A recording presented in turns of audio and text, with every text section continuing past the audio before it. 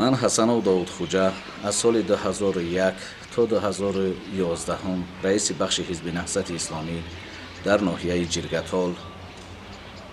хуб ман муроҷиати ман ба кабирӣ ва амсоли он хуб чунин аст ки пайғамбар саллаллоҳу алайҳи ва саллам фармуда ки муъминро аз як сурох дубор мор намегазад.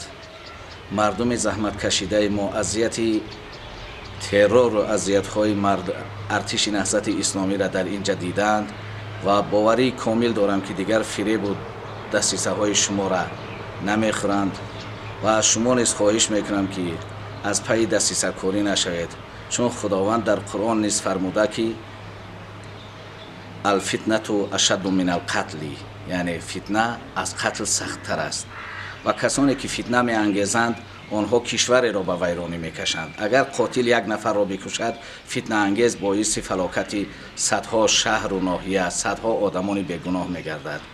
агар дар вуҷуд виҷдон доред, агар имон доред ва агар аз худо метарсед, хоҳиш мекунам ки дигар ба ин дастисабозиҳоро бас кунед.